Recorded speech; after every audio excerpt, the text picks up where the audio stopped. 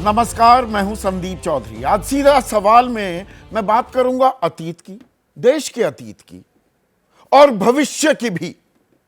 और ये दोनों आज कदम ताल क्यों करते दिखाई देंगे विमर्श में, राजनीतिक चर्चा में?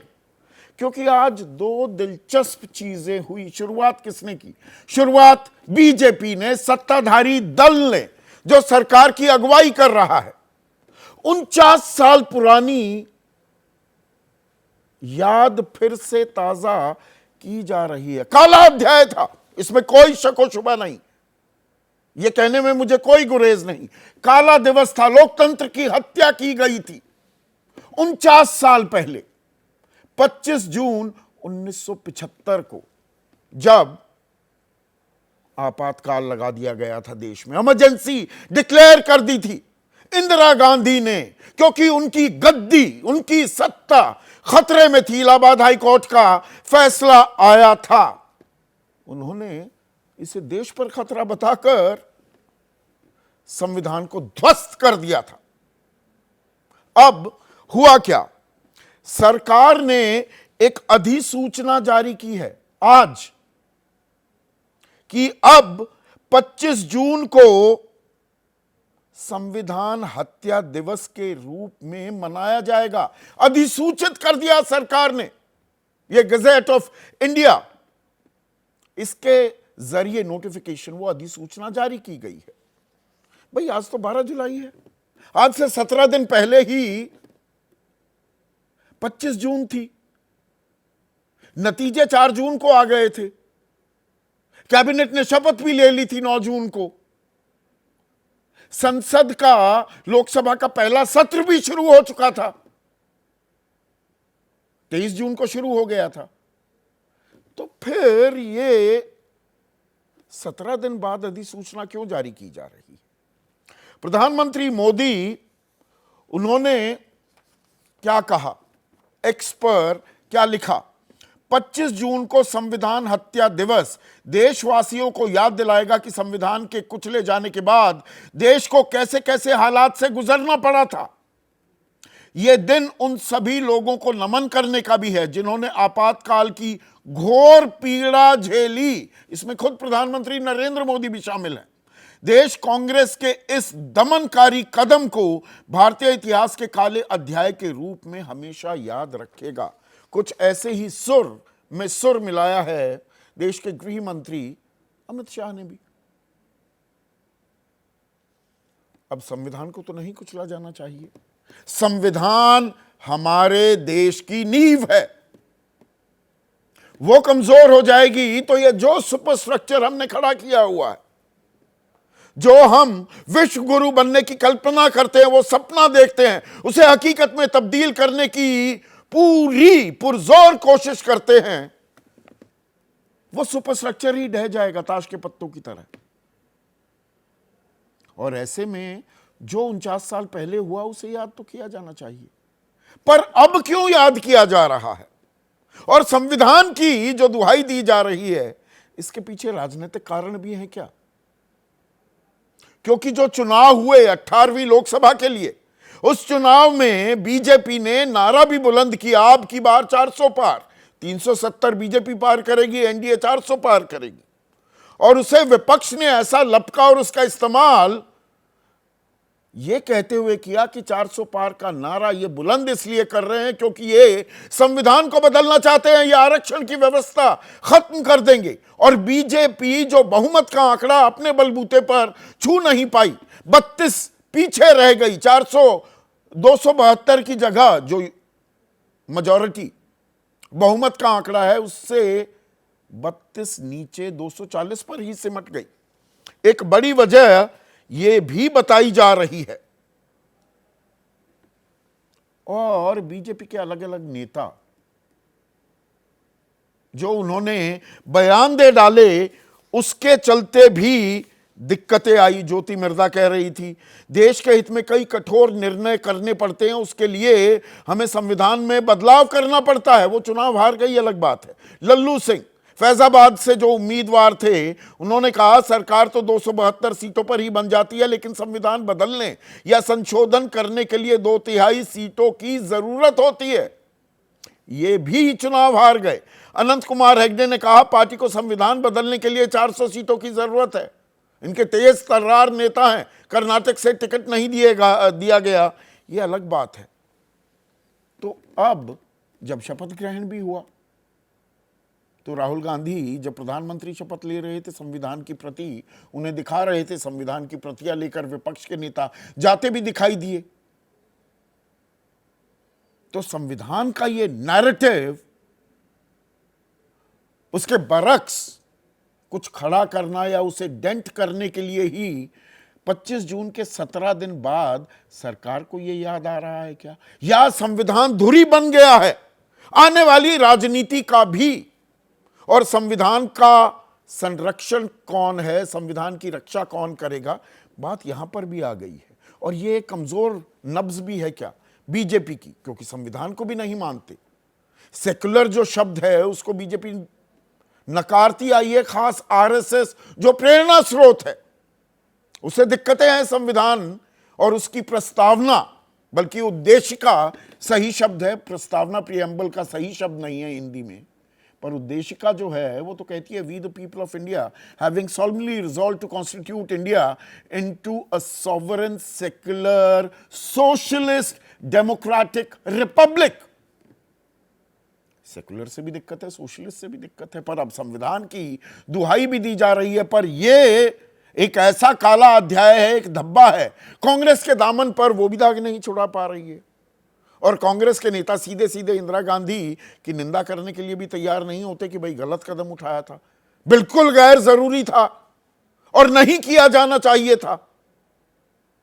पर जब बीजेपी संविधान की बात करती है तो आईना उनकी तरफ भी आता है कि वो तो घोषित इमरजेंसी थी।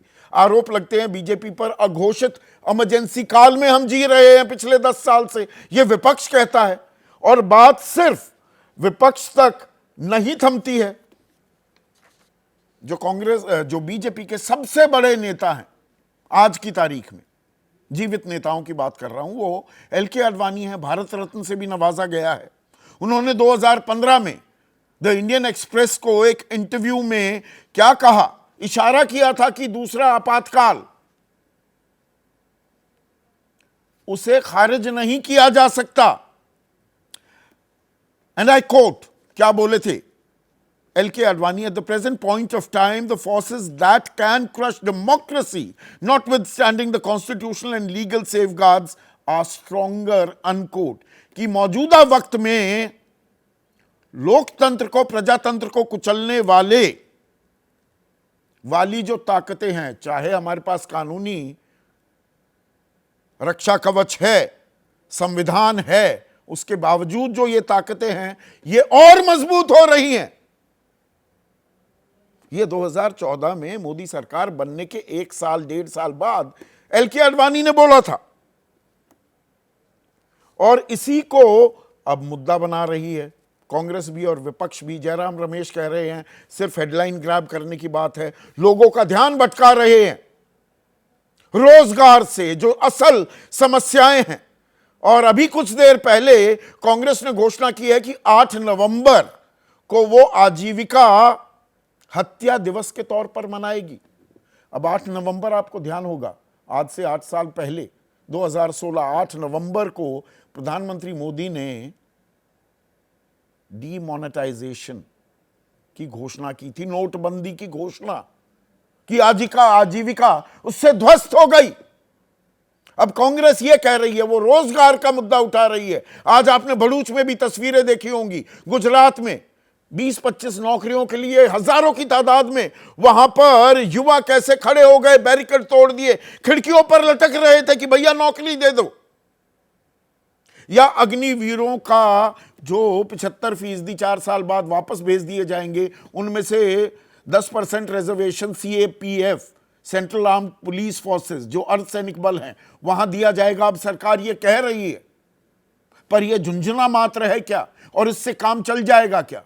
तो अतीत तो हो गया इमरजेंसी का लागू होना, लेकिन भविष्य हमारे डेमोग्राफिक डिविडेंड हमारे युवाओं से जुड़ा हुआ है, और उसे क्या मुद्दा अब विपक्ष बना रहा है। अखिलेश यादव ने एक लंबा ट्वीट किया है एक्स पर, और उन्होंने कहा 30 जनवरी को बापू हत्या दिवस व लोकतंत्र हत्या दिवस के संयुक्त रूप में मनाना चाहिए, क्योंकि इसी दिन चंडीगढ़ में भाजपा ने मेयर के चुनाव में धांधली की थी।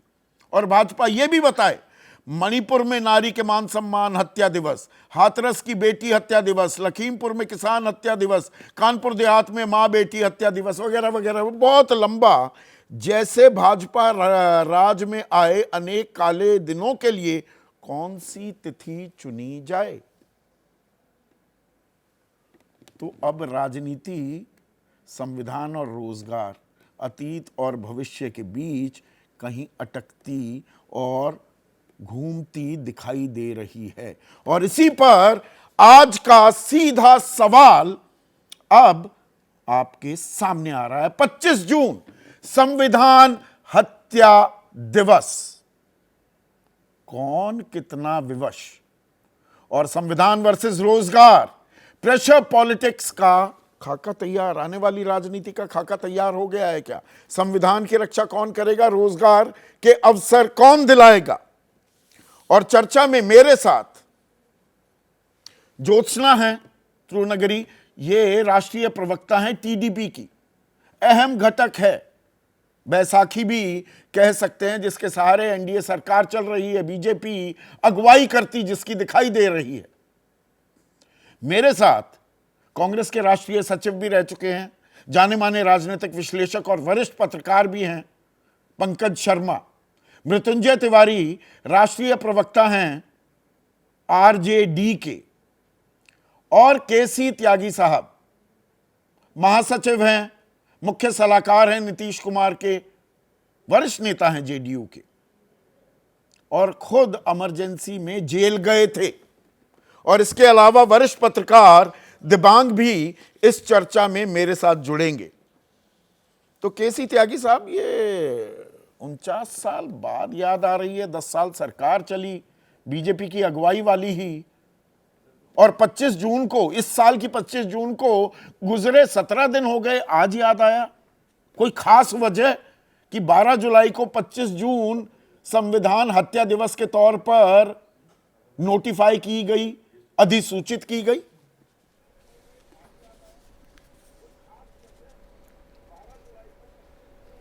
संदीप जी, मैं पहले तो इसका स्वागत और सत्कार करता हूं, और ये ठीक कहा आपने, ये तो मार्च 1977 में होना चाहिए था, लोकतंत्र हत्या दिवस।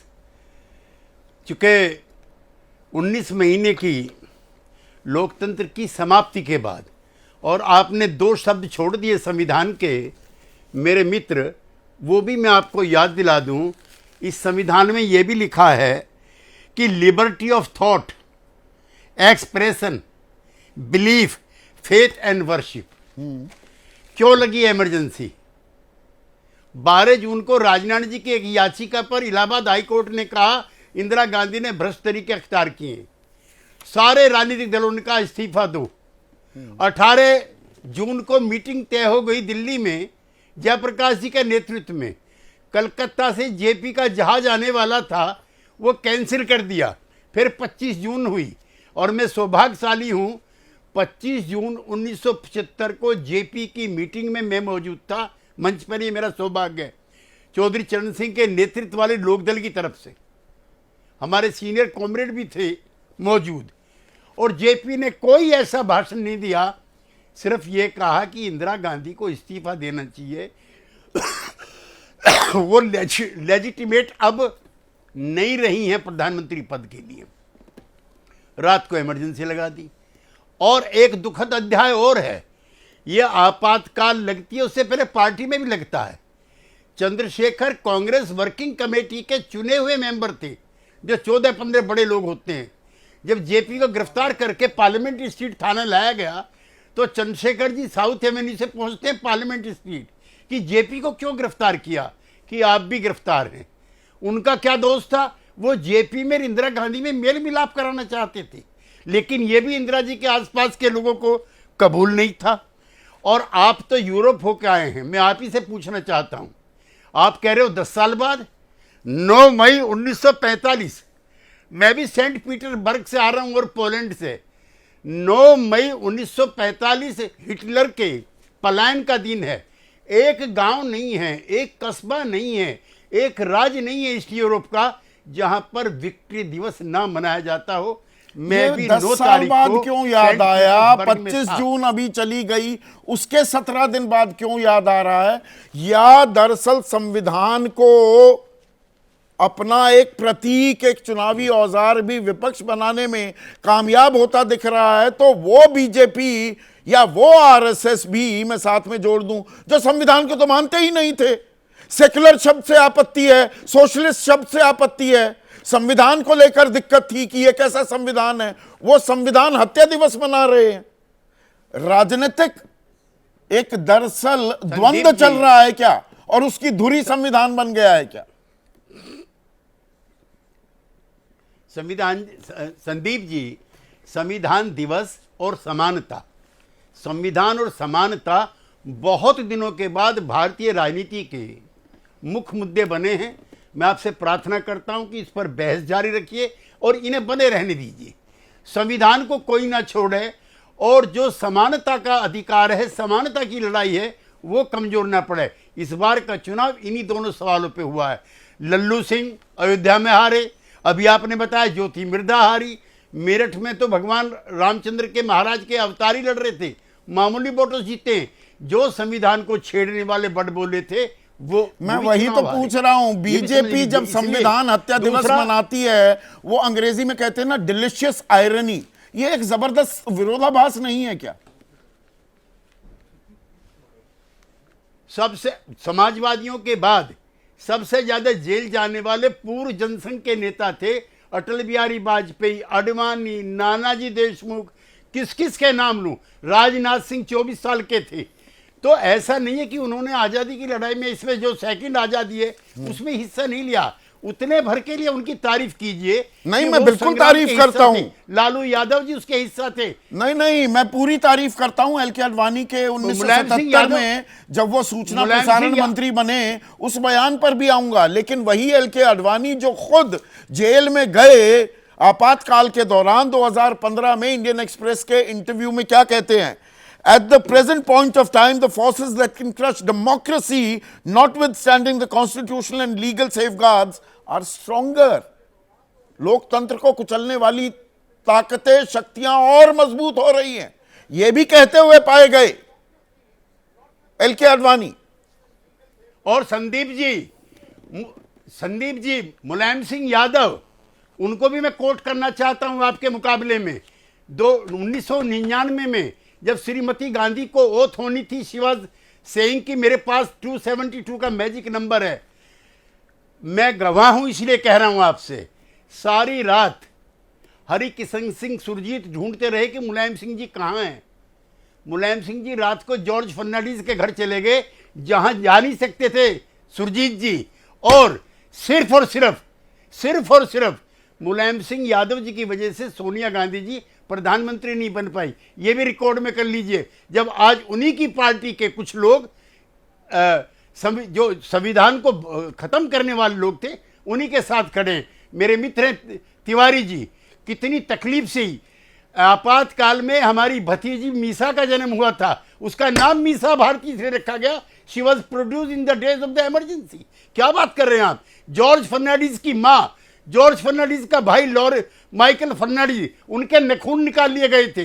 लाखों लाख लोगों के घर बर्बाद हो गए थे। तो यही तो मैं सवाल पूछना चाह रहा हूं। अगर नीतीश कुमार को, जो दरअसल इंडिया के रचयिता थे, विपक्षी लामबंदी नीतीश कुमार ने की थी, अगर आपसी स्वार्थ और थोड़े मंसूबे क्लैश ना करते तो आज आप इंडिया गठबंधन में ही होते। लालू प्रसाद यादव का आपने सही जिक्र किया, मुलायम सिंह यादव ये भी तो इमरजेंसी के दौरान जेल में गए थे। मैं यहां पर करुणानिधि का भी जिक्र करना चाहूंगा, उनके बेटे एम के स्टालिन अब इंडिया गठबंधन का एक अहम हिस्सा है। तो दरअसल संविधान की लड़ाई नहीं हो रही, ये राजनीतिक पोस्चरिंग हो रही है। संविधान को बचाने का ठेका कोई नहीं ले रहा, ये तो बस औजार के तौर पर इस्तेमाल हो रहा है। आपने तो अपने प्रारंभिक संबोधन में यही कहा था, और अकाल तख्त को भी याद कीजिए।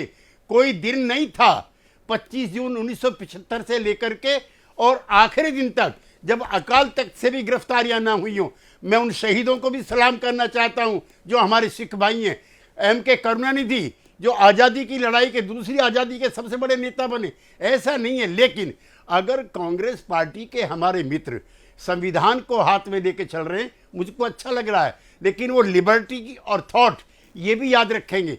क्या गलती थी हम लोगों की, क्या कर दिया था हमने? नहीं हमें मिला दिया वो आपने CIA वो के बात साथ। बिल्कुल हमने- जायज है आप- अपनी आपने जगह। हमें- जो 1975 में हुआ उसकी जितने कड़े शब्दों में निंदा की जाए, मजम्मत की जाए, वो कम है।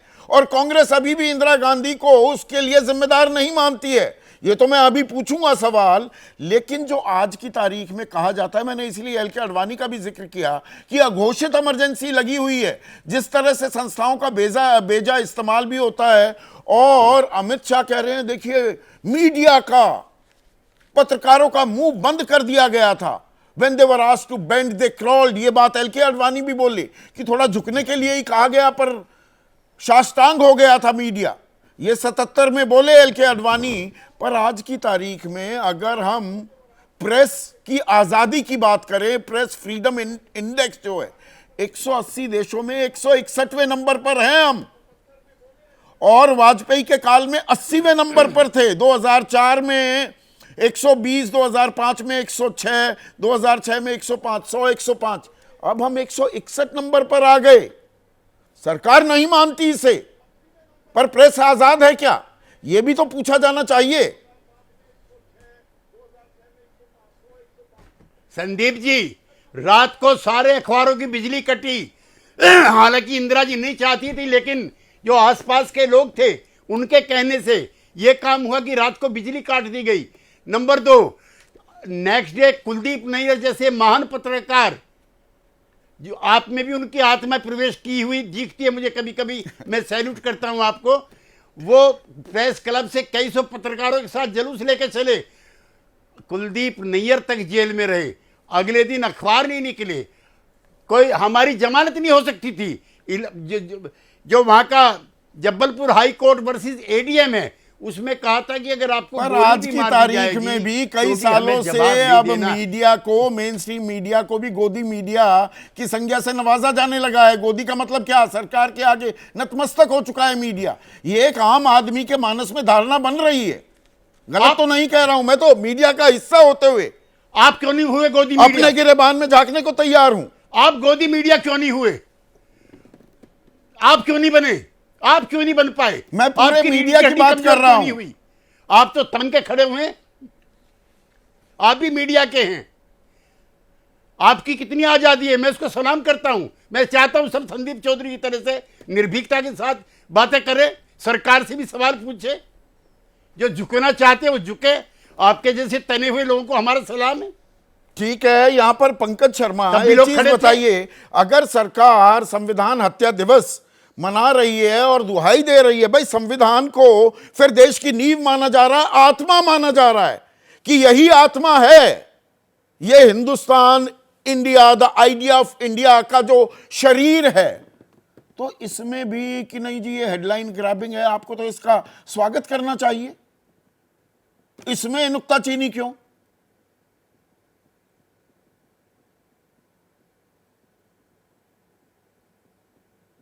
आप ये सोचिए संदीप जी कि इस तरह की अधिसूचनाएं जारी करके हम किस तरह की परंपराएं डाल रहे हैं। कल को अगर गुजरात में आने वाली कोई सरकार अधिसूचना जारी कर दे कि हर साल 28 फरवरी से 6 मार्च तक की अवधि को नरोदा पाटिया हत्याकांड सप्ताह घोषित किया जाता है और इस दौरान फला फला आयोजन हुआ करेंगे, तो हमारे मित्र त्यागी जी की प्रतिक्रिया क्या होगी?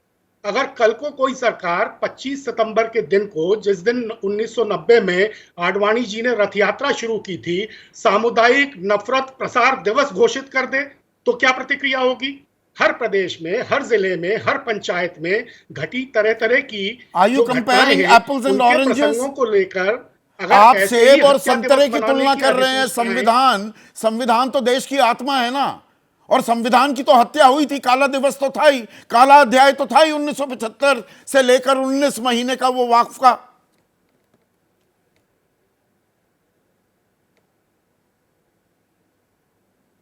और ये पिछले जो 10 साल से रहा है, ये भारतीय लोकतंत्र का सुनहरा अध्याय है। इसमें लोकतंत्र की आत्मा का गला किस तरह रोज रोज घोटा गया, ये क्या किसी से छिपा है? 10 साल में किस तरह सैकड़ों हजारों सामाजिक कार्यकर्ताओं को, लेखकों को, पत्रकारों को, कलाकारों को और राजनीतिकों को तरह तरह के बहाने खोजकर अकारण जेलों में डाला गया, क्या किसी से छिपा है? तो उसकी भर्त्सना कीजिए, सड़कों पर आंदोलन कीजिए, उनके समर्थन में खड़े होइए। पर आप संविधान हत्या दिवस का विरोध करके दरअसल उस आपातकाल का समर्थन करते नहीं दिखाई देते क्या? कांग्रेस ने आज अपना आधिकारिक प्रवक्ता भी देने से इनकार कर दिया। क्यों भाई? आइए और बोलिए कि जो हुआ 25 जून 1975 को वो बिल्कुल गलत था, वो अलोकतांत्रिक था। संदीप जी,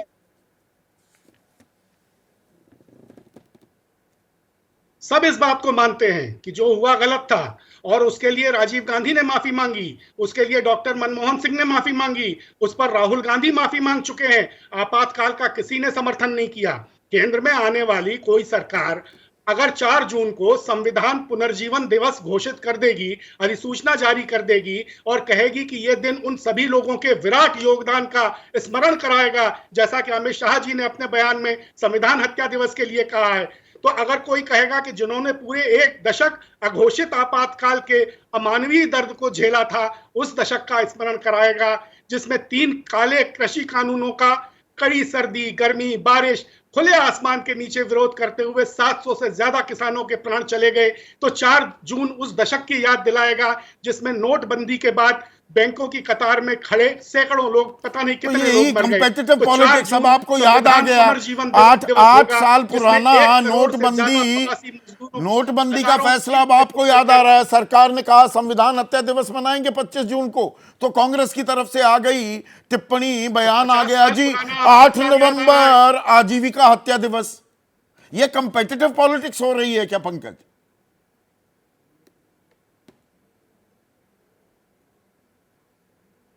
देखिए, मेरा कहना यही है कि इस तरह की परंपराएं डालना उचित नहीं है। मैं जैसे त्यागी जी की पार्टी आज नरेंद्र भाई मोदी की गोद में बैठी है, या नरेंद्र भाई मोदी इनकी पार्टी की गोद में बैठे हैं, इसलिए आप इस तरह के अनावश्यक, अराजक और शातिराना फैसलों को अगर इनकी तायीद करेंगे, अगर इनका समर्थन करेंगे, अगर इनकी आरती उतारेंगे, तो ये गाजर घास कहां जाकर रुकेगी, ये तो सोचिए। तो मैं अपने अग्रज मित्र त्यागी जी से यह निवेदन करना चाहता हूं कि इस तरह के फैसलों पर, जैसे आप हर मामले में बेबाकी से अपनी राय पेश करते हैं, इस तरह बेबाकी से कहिए कि इस तरह के झमेलों में सरकार को पड़ने के बजाय आने वाले दिनों में देश का भविष्य, युवाओं का भविष्य, रोजगार के प्रश्न, महंगाई के प्रश्न, देश के जो बुनियादी मसले हैं उनको सुलझाने और उनका समाधान निकालने की दिशा में आगे बढ़ना चाहिए। ये इस तरह की जो हरकतें हैं शातिराना, इनसे देश आगे नहीं बढ़ता है। ठीक है, केसी त्यागी रिस्पॉन्ड कर रहे हैं। आपने जो सलाह जमा सवाल पूछा है, 1 मिनट पंकज, अब वो रिस्पॉन्ड कर रहे हैं। 49 साल बाद क्यों याद आई, मुद्दों से ध्यान भटकाने की कोशिश भी है क्या? केसी त्यागी साहब, एक क्विक रिस्पॉन्स। अभी 3 मेहमान बैठे हैं खामोश। नहीं, मैं बहुत संक्षिप्त में अपने प्रिय मित्र पंकज जी से कहना चाहता हूं कि मेरी जो स्वतंत्रता समाप्त हुई थी, मेरी जो लिबर्टी खत्म हुई थी मेरठ जेल में, उन दिनों को कौन लौटाएगा? अगर आप लौटा दें तो जो आप कहो मैं करने के लिए तैयार हूं। मैं बहुत ब्रिलियंट स्टूडेंट था, जेपी मोमेंट में चला गया, चरण सिंह के नेतृत्व में मेरठ जेल में रहा। जो मेरी नागरिक आजादी जो आपके साथ हुआ, जो मेरी स्वतंत्रता वो गलत हुआ। पर 49 साल बाद इसे याद करने के मायने क्या है? सवाल यहां पर है ज्योत्सना, यहां पर पंकज कह रहे हैं कि बेरोजगारी, युवाओं की समस्या, बाकी और चीजें हैं, भविष्य में देखने के बजाय आप हमें अतीत की याद दिला रहे हैं। यह कोरी राजनीति हो रही है और कुछ नहीं। चलो, मैं तो एक ही चीज बोलूंगी सर। उन्होंने अभी बोला है कि जो हुआ वो गलत हुआ। मैं उनकी जो टिप्पणी है वो लिख चुकी हूँ सर। जो हुआ वो गलत हुआ, उसके लिए माफी भी मांग चुके हैं। राजीव गांधी जी माफी मांगे हैं, राहुल गांधी जी माफी मांगे हैं, और मनमोहन सिंह जी भी माफी मांगे। सर, अगर आपने मान रहे हो, आप लोग मान रहे हो कि गलती हुई है, आप लोग मान रहे हो कि हम लोग माफी मांग रहे, तो वो दिवस, जैसे ऑब्वियसली इट्स जो जो हम लोगों ने नाम दिया वो सही है, तो उसको वो दिवस के बारे में आपको क्यों आपत्ति हो रही है? क्या आपत्ति है? आपत्ति क्या है वहां पे? वो बात बता दीजिए। बस आप ही मान रहे हो कि गलत हुआ है, आप ही मान रहे हो कि हम लोगों ने एक माफी मांग छोटी लिया है। सी हमारी आपत्ति गलती जो है, अभी विमर्श में आई, ज्योत्सना सर, एक मिनट सुनिएगा। केसी हाँ, त्यागी बोलिए। बोले, मीसा भारती का भी उदाहरण दिया कि जेल में थे लालू तब मीसा पैदा हुई, नामकरण भी इसीलिए किया गया। अब ये लोग कांग्रेस, वो इंदिरा गांधी की पार्टी जिसने आपातकाल लगाया, उनके साथ हो गए। वो मुलायम सिंह यादव, लालू यादव का जिक्र हो रहा है, करुणानिधि। 84 में, बहुत कम लोगों को शायद ये जानकारी होगी, मुख्य विपक्षी दल कौन था केंद्र में? आपकी पार्टी टीडीपी, एनटी रामाराव, सबसे मुखर विरोधी आपातकाल के। इंदिरा गांधी। आज आप उसी इंदिरा गांधी के।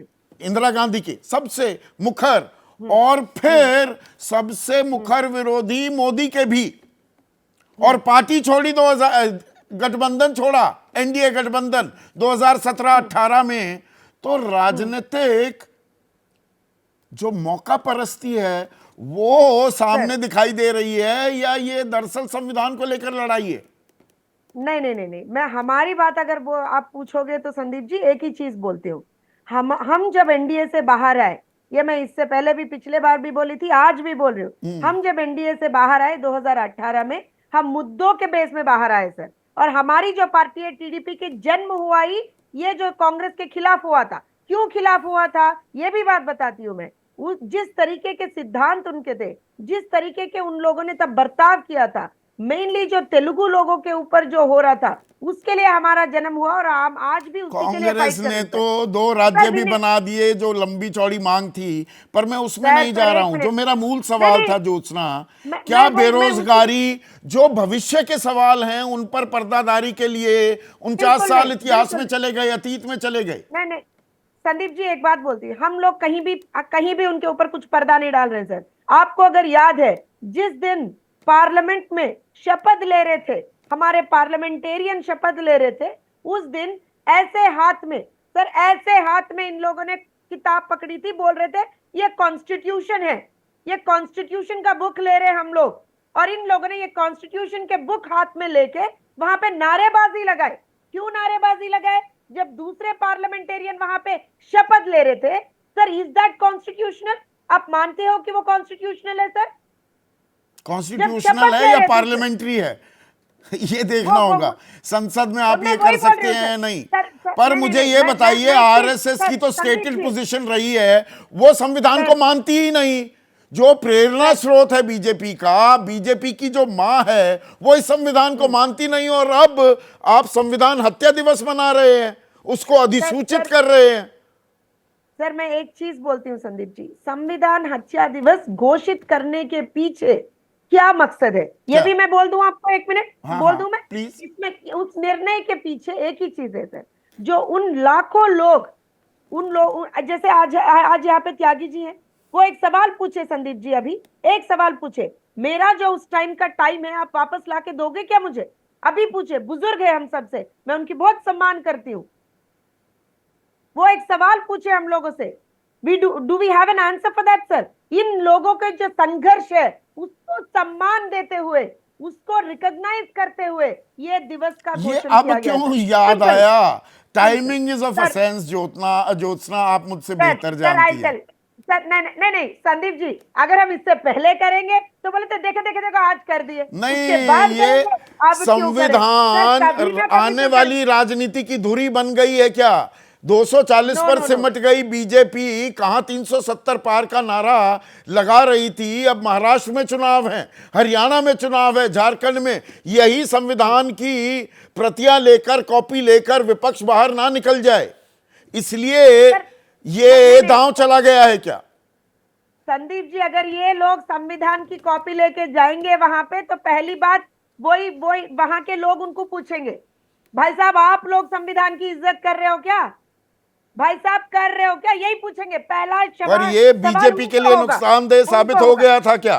पर जब संविधान हत्या दिवस की बात होती है, एक सेकंड ज्योत्सना, मृत्युंजय तिवारी, अरे भाई आपके नेता, आपकी पार्टी को खड़ा करने वाले, वो तो खुद जेल में गए थे। संविधान की तो हत्या हुई थी 25 जून 1975 को। क्या इस बात को नकारा जा सकता है? देखिए संदीप जी, जो वर्तमान हालात हैं, उस हालात में जिस इमरजेंसी की बात आप कर रहे हैं उससे भी खतरनाक स्थिति आज है। आज तो अघोषित आपातकाल जो आप कह रहे थे वो स्पष्ट दिख रहा है कि चुने हुए प्रतिनिधियों को, प्रदेश के माननीय मुख्यमंत्रियों को किस तरह से अपने जांच एजेंसियों के माध्यम से जेल में भेजा जा रहा है। ये संकल्प, अगर संविधान संकल्प दिवस की बात करते तो समझ में आता। ये हत्या और हिंसा से तो इनका पुराना नाता रहा है, और ये जिस तरह संविधान हत्या दिवस कह रहे हैं तो इनको तो ये सोच लेना चाहिए कि जिन्होंने अपने हाथों से नोच डाला जिसने चमन को, वही रहनुमाई कर रहे इस चमन का। जिन्होंने संविधान के एक एक पन्ने को तार तार कर दिया। मैं हत्या शब्द का इस्तेमाल नहीं करूंगा क्योंकि हत्या, हिंसा ये उनके जैसे। पर आपकी RSS, व्यवस्था BJP क्या के लोगों है के मुंह में मृत्युंजय तिवारी? शोभा देता संविधान है। हत्या दिवस आप इतने क्यों विवश कि आप कांग्रेस का सपोर्ट कर रहे हैं? आप ही के नेताओं को जेल में डाला था, ठूस दिया था, बेटी का नाम उस काल पर रख दिया, उस कानून पर रख दिया लालू प्रसाद यादव ने। तो आपकी व्यवस्था क्या है? अब की व्यवस्था ये है, आप देख रहे हैं, हमने आपसे कहा कि किस तरह संविधान के एक एक पन्नों को रौंदा जा रहा है, किस तरह गला घोटा जा रहा है। आप देखिए ना, चुने हुए प्रतिनिधियों को जांच एजेंसियों के आईटी, ईडी, सीबीआई के माध्यम से किस तरह परेशान किया जा रहा है। अभी हमारे वरिष्ठ, हमारे अभिभावक हैं त्यागी साहब बोल रहे थे, आप याद कीजिए, मैं एक बार डिबेट कर रहा था जब ये हम लोगों के साथ थे, आदरणीय त्यागी जी ने क्या क्या कहा था। इसी इमरजेंसी में यही बीजेपी आरएसएस के लोगों ने माफी मांगने का काम किया था, और आज ये ज्ञान दे रहे हैं। देखिए, इस बार चूंकि 240 पर ये सिमट गए हैं, तो देश की जनता ने जो बात इनके नेता कह रहे थे कि संविधान बदलेंगे 400 पार आएगा, तो जनता ने सबक सिखा दिया है, और ये 240 पर आ गए हैं। और यही अगर यही इनका क्रियाकलाप रहा तो ये सरकार ज्यादा दिनों तक संदीप जी चलने वाली नहीं है। इस तरह से ये सरकार नहीं चल सकती है। यहां देश में बेरोजगारी, भुखमरी, महंगाई, गरीबी, इससे लोग परेशान हैं। और ये संविधान हत्या दिवस की बात कर रहे हैं, तो 30 जनवरी को बापू के हत्या दिवस मनाइए, महात्मा गांधी हत्या दिवस मनाइए, गोधरा कांड का दिवस किस तरह से हुआ था, तो यहाँ मनाइए, पर बहुत सारे दिवस बस काले अध्याय, काली तारीखें, हत्या दिवस, वहां पर राजनीति सिमटती दिखाई दे रही है कि संविधान बनाम रोजगार आने वाली राजनीति का रोड मैप हो गया है तैयार दिबांग? देखिए बिल्कुल, और अगर आप बात कर रहे हैं इमरजेंसी की, तो बिल्कुल साफ है इमरजेंसी का वो दौर बहुत काला अध्याय, यानी करीब 1,40,000 लोगों को जेल में डाला गया। और maintenance of internal security act यानी मीसा, उसमें आप किसी भी को पकड़कर अनिश्चित काल के लिए जेल में डाल सकते थे। बिल्कुल। मीसा इतना खतरनाक एक्ट था।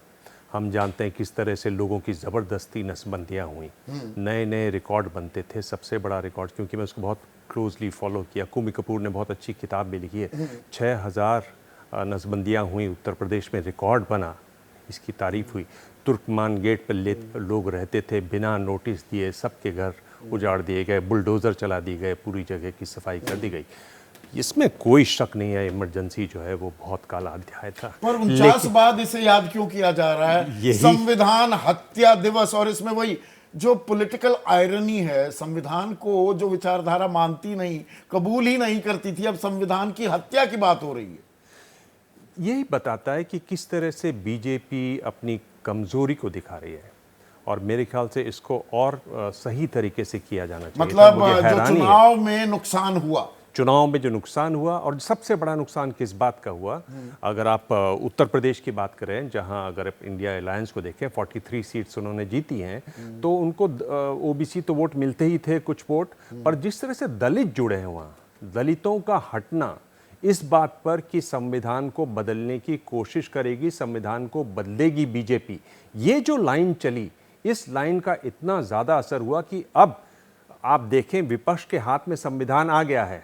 उस और संविधान महाराष्ट्र को में छीनना है। चुनाव होने वाले हैं। महाराष्ट्र में फादर चुनाव ऑफ है। Indian constitution doctor Bhimrao Ambedkar Maharashtra से थे। बिल्कुल। हरियाणा में भी चुनाव आने वाले हैं, तो कि ये फिर से नुकसान ना हो जाए, इसीलिए संविधान का नैरेटिव। और विपक्ष ने आजीविका हत्या दिवस की याद दिला दी 8 नवंबर 2016 की। विपक्ष के हाथ में संविधान इस समय बहुत मजबूती से है, उसको छीनना है, उसको अपने पास करना है, तो आप कैसे करेंगे?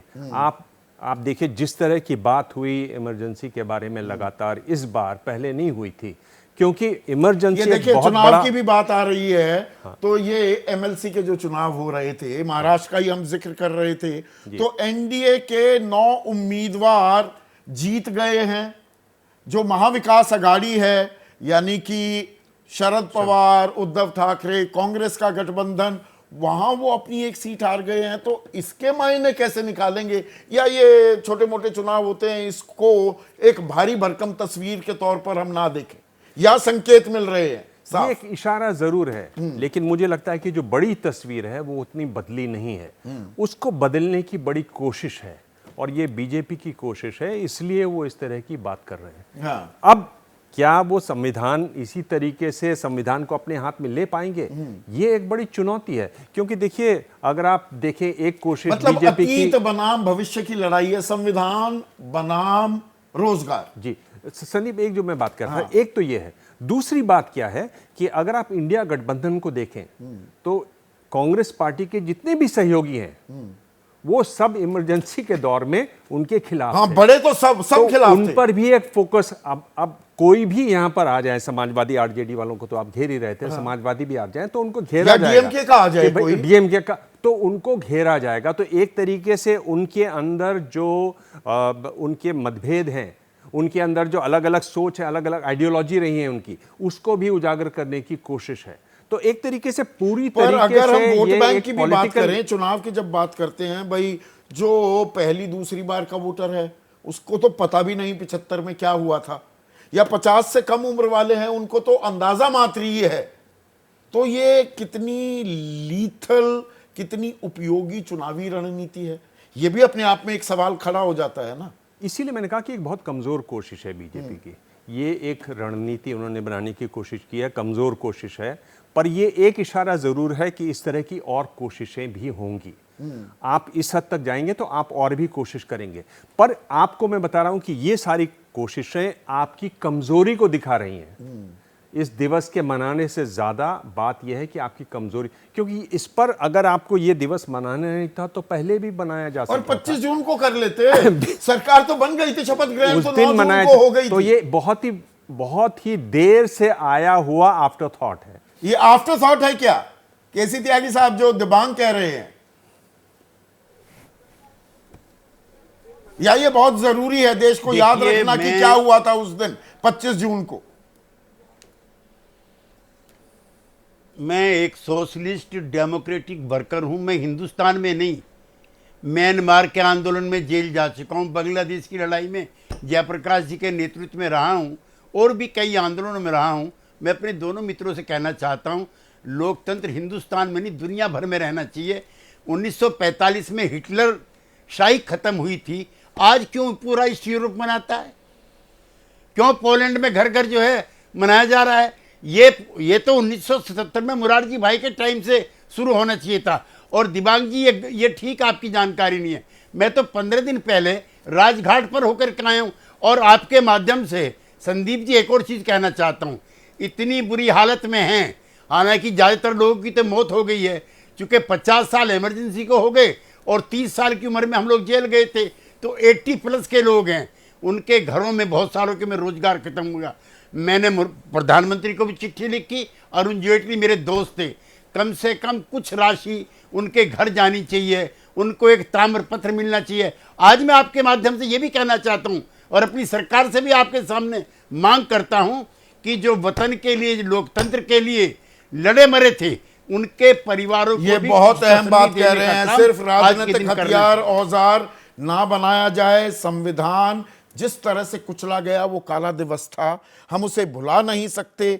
जो लोग जेल गए थे उनका ही ख्याल कर लें, उनको कुछ धनराशि भी दे दें और संविधान के जो मूल्य हैं उन पर हम सब चलें।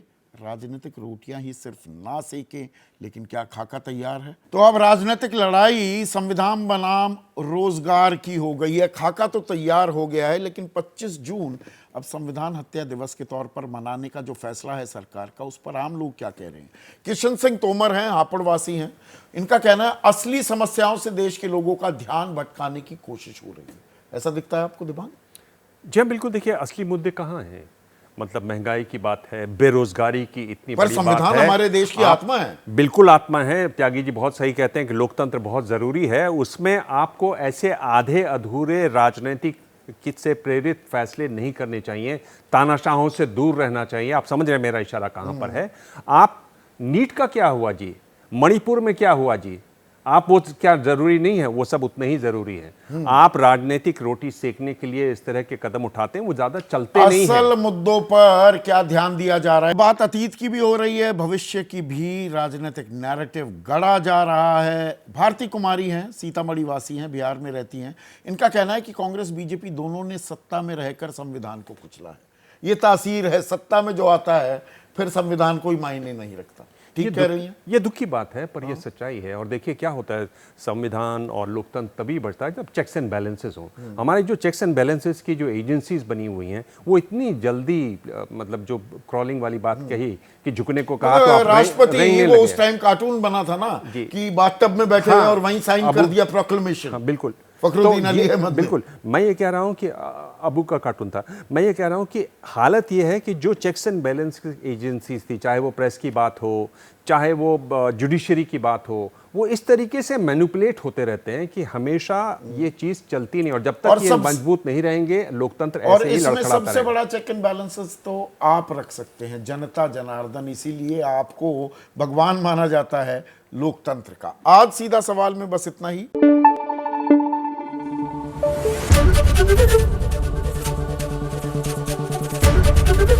एबीपी न्यूज आपको रखे आगे।